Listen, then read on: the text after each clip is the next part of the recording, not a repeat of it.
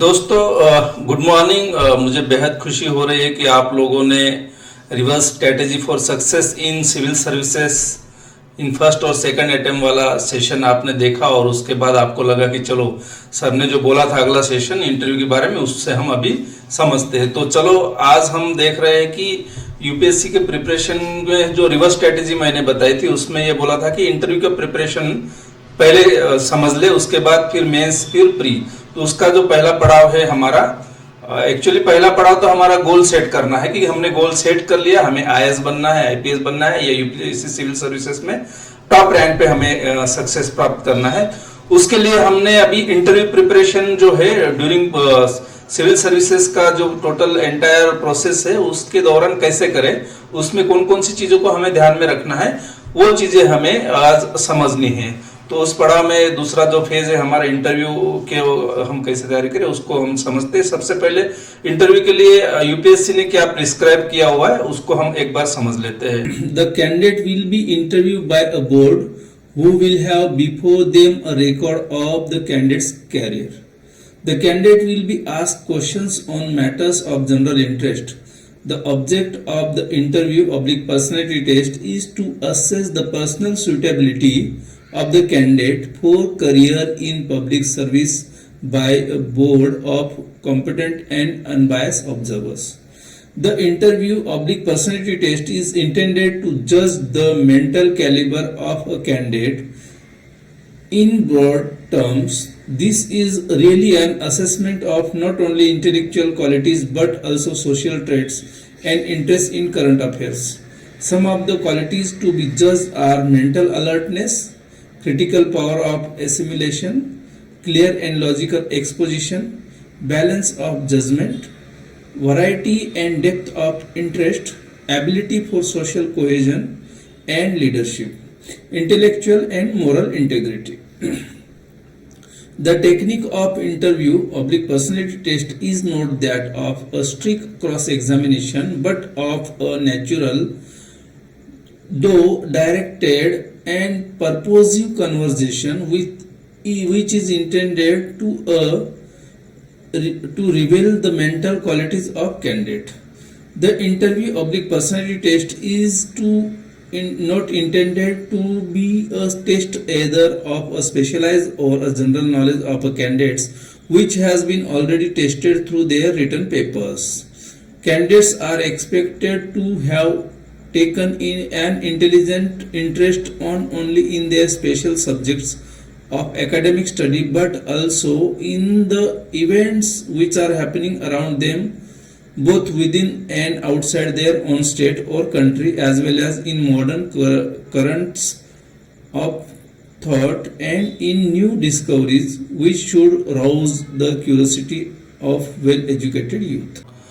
तो जब हमने ये इंटरव्यू के प्रिपरेशन के बारे में पढ़ा तो हमें एक चीज समझ में आई कि यूपीएससी का जो ऑब्जेक्टिव है इंटरव्यू लेने के पीछे वो ये है कि हम जो कैंडिडेट है वो as a civil servant officer बनने के लिए उसकी पर्सनैलिटी सुटेबल है कि नहीं वो देखना है उनको। सबसे पहला ऑब्जेक्टिव वो है। तो एक्चुअली ये कहना है उनका कि जब हमने सिलेबस प्रिस्क्राइब कर दिया है और एग्जाम का प्लानर आपको दे दिया है तो उस पूरी प्रोसेस के दौरान आप लोगों को हमने जो भी प्रक्रिया करने के लिए बोला, प्री की प्रिपरेशन करो, मेंस की प्रिपरेशन करो, प्री में इथिक्स, प्री में सीसैट का पेपर कवर करना है, आर्ट के साथ में करंट अफेयर कवर करना है, मेंस में भी हमने आपको जीएस, ऑप्शनल्स, एसए, साथ ही कंपलसरी लैंग्वेजेस और एक उसके साथ ही इथिक्स इंटीग्रिटी वाला पेपर भी हमने आपसे करवाया।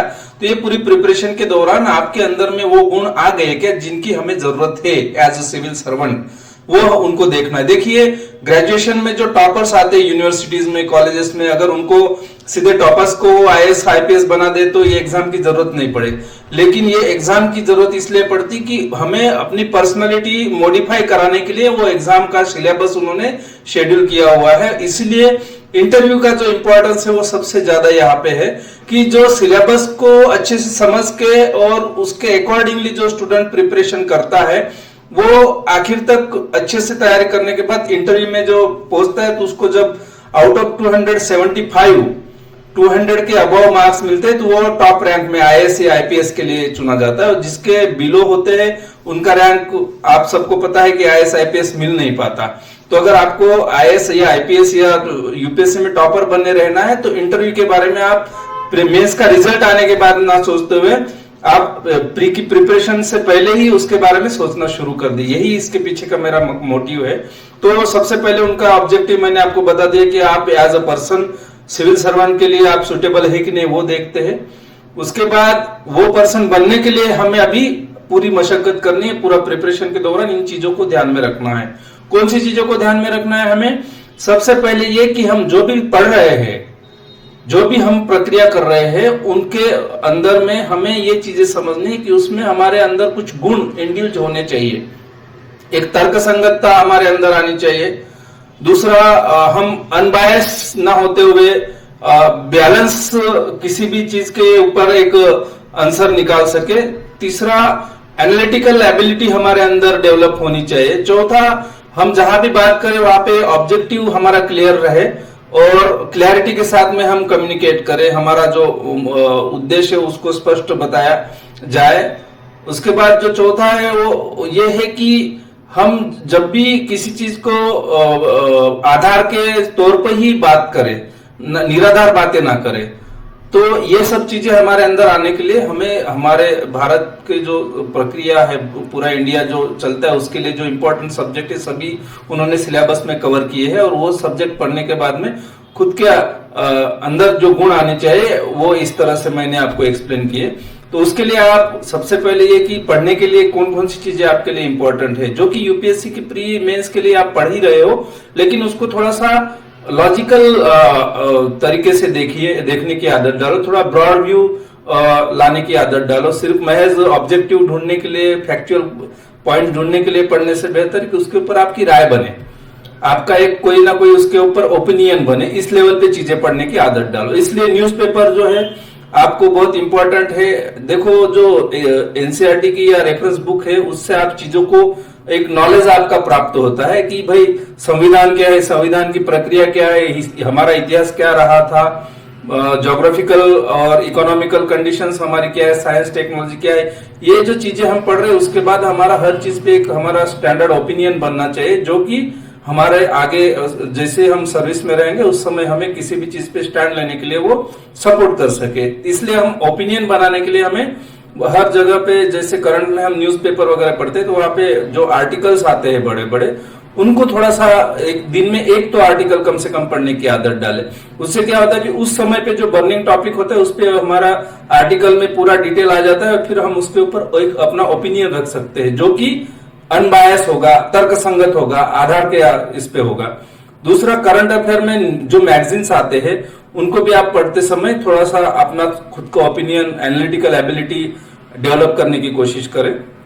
तीसरा, जो गवर्नमेंट के जो पब्लिकेशंस होते हैं या गवर्नमेंट के जो न्यूज चैनल्स होते हैं या गवर्नमेंट ने बहुत सारे आर्टिकल्स या फिर कोई ना कोई प्रोजेक्ट या स्कीम रन करते हैं, उनको भी आप समझने की आदत डालें। उसके बाद जो सुप्रीम कोर्ट है या पार्लियामेंट में अलग अलग बिल पास होते हैं, उनके पीछे का मोटिव क्या है इस गवर्नमेंट का, और वो क्यों ये बिल पास करे, उसके पीछे मोटिव तो और उसका आगे क्या क्या इम्प्लीकेशन रहेगा, इन चीजों को भी ध्यान में रखें। ये सब चीजें करते समय आपके अंदर जो पर्सनालिटी डेवलप होगी उसमें इंटरव्यू के लिए ये नॉलेज तो आपका मेंस और प्री में चेक हो गया, लेकिन आप किसी चीज के बारे में कितना उत्सुक रहते हैं, किसी चीज को जानने की कितनी कोशिश करते हैं, ये समझने के लिए आपका जो ऑप्शनल सब्जेक्ट है जिसमें आपने पढ़ाई की उसके बारे में आप कितना डेप्थ नॉलेज रख रहे हैं, साथ ही अपना इंडिया में जो भी करंट चीजें हो रही है उनके बारे में आप कितना जान पाए हैं, वो भी वो चेक करने की कोशिश करते हैं। और वहां पे आपका सबसे इंपॉर्टेंट जो पार्ट आता है वो होता है आपकी कम्युनिकेशन स्किल। कम्युनिकेशन स्किल के लिए जो 5C है उसमें सबसे पहला है क्लियरिटी, दूसरा है कॉन्फिडेंस, तीसरा कॉन्शियसनेस, चौथा कामनेस और पांचवा है कंपोज। यानी कि इन चीजों पे फोकस करें। सबसे पहले आप क्लियर रहे बात करते समय, एक तो आप खुद अटके भी नहीं और आपके जो विचार है वो भी ना अटके। आप किसी भी चीज पे आपकी क्लियर स्पष्ट राय रखने की आदत डालें, स्पष्टता। दूसरा, आप बात करते समय कॉन्फिडेंट रहे, ऐसा नहीं कि मैं सही बोल रहा हूँ या गलत बोल रहा हूँ, मुझे पता नहीं लेकिन मैं बात कर रहा हूँ, ये आपके दिमाग में अगर चलता होगा तो आपके अंदर कॉन्फिडेंस नहीं होगा। और तीसरा, कॉन्शियस रहना चाहिए, हम क्या बोल रहे हैं, क्यों बोल रहे हैं, जो पूछा गया उसी का जवाब दे रहे हैं, या हमारा डिस्कशन सही एंगल पे चल रहा है, या हम जब भी बात करते हैं तो अपने खुद को हम बैलेंस रखें, कॉन्शियस रखें। और चौथा पॉइंट मैंने आपको बताया, काम, यानी कि शांत। आपके अंदर में जब बात कर रहे हैं तो उसको आप भावुक ना हो जाए, जो भी बात आप रख रहे हैं उसमें आपका स्टेबिलिटी जो है, कामनेस जो है, शांति है, स्थिरता है, वो बनाए रखे। और पांचवा कंपोज जो मैंने बताया कि आप जो भी बोलोगे वो बोलते समय आप उसको बैलेंस रखें, यानी कि कम शब्दों में आप बात करने की कोशिश करें। तो ये 5 C's को आप फोकस करना, अभी भी आदत डाल लो। जब भी आप किसी चीज को एक्सप्रेस करते हैं, लिखते हैं, बात करते हैं, दोस्तों से कम्युनिकेशन करते हैं, तो उनको दिखना चाहिए कि भाई ये जो स्टूडेंट है यूपीएससी की प्रिपरेशन कर रहा है, इस वजह से इसके अंदर जो बात करने का तरीका है उसमें काफी सुधार आया हुआ है। ये चीजें उनको समझ में आनी चाहिए। और आपका पर्सनैलिटी को और मॉडिफाई करने के लिए आप लोगों ने जो आपके जो दिनचर्या है उसको आपने सुधारना बहुत जरूरी है। और उसमें भी मैं 3-4 चीजें आपको बताता हूं। सबसे पहले तो आपका डेली मॉर्निंग का जो जगना है उसको आप अच्छे से शेड्यूल करो। दूसरा इंपॉर्टेंट पार्ट है आपको एक्सरसाइज या योगा या मेडिटेशन डेली करने की आदत डालो। 1 घंटा आधा घंटा बिल्कुल अपने शरीर पर ध्यान दो। उसमें क्या है कि अगर आप वर्कआउट करते हो, मेडिटेशन करते हो, तो आपको मन और तन दोनों की एक्सरसाइज होगी और वो उसमें ये जो गुण है बाकी चीजें भी आना आपके अंदर शुरू हो जाएगा।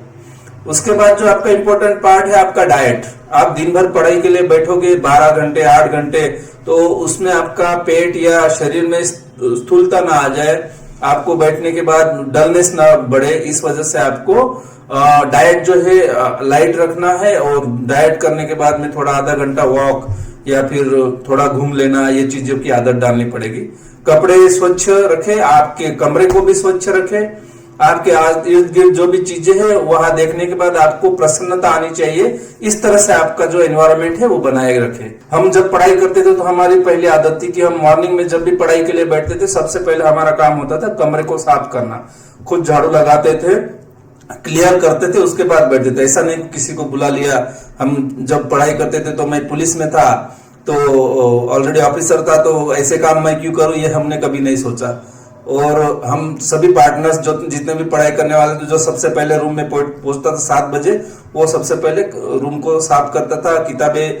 और जब भी पढ़ाई खत्म करने के बाद हम सोने के लिए या फिर लंच के लिए जिस चीज के लिए हम ब्रेक लेते थे, उस समय हमारा टेबल जो है और उसको अच्छे से अरेंज करने के बाद ही उठते थे। ऐसा नहीं कि जैसे कि वैसे सब किताबें और नोट्स बिखरी पड़ी है, ये आदत नहीं थी।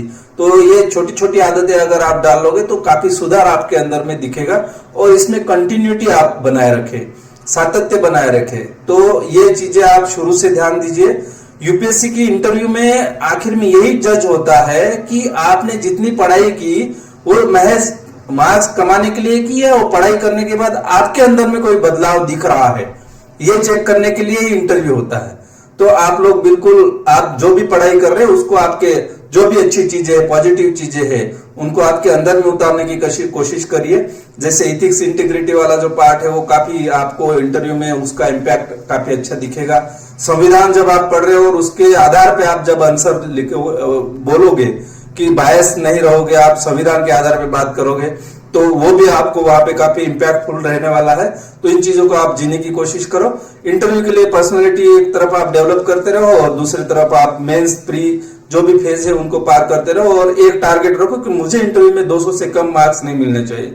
आप जो भी मेरिट लिस्ट चेक करोगे, यूपीएससी की जो फाइनल लिस्ट होती है उनमें देख लेना, 200 से कम मार्क वालों को, बहुत कम स्टूडेंट्स को आईएएस या आईपीएस मिल पाता है। तो आपकी रैंक को बनाए रखना है। तो मेंस में तो सब सही लगभग इक्वल रहते, लेकिन इंटरव्यू में जो जंप कर जाता है वही आगे बड़े ओहदे पे रहता है। तो आप सबको मेरी तरफ से शुभकामनाएं है। और आगे का जो हमारा सेशन रहने वाला है वो ये है कि अब हमने इंटरव्यू की तो बात कर ली, अभी बेसिक अंडरस्टैंडिंग जो है यूपीएससी की पढ़ाई के लिए एनसीईआरटी के थ्रू कैसे की जाए, और सिलेबस को कैसे समझे और एनसीईआरटी पढ़ने का सबसे सही तकनीक क्या होनी चाहिए, इस पे हम आगे का सेशन लेने वाले हैं। तो आगे के सेशन के लिए आप इंतजार करिए, और जैसे ही वो सेशन कंटिन्यू होते हैं तो मैं वो सेशन पूरे होने के बाद में आखिर में मैं एनसीईआरटी की बुक्स आप लोगों को वेबसाइट पे तो मिल ही जाएगी, मैं भी आपको फ्री में प्रोवाइड करने की कोशिश करूंगा।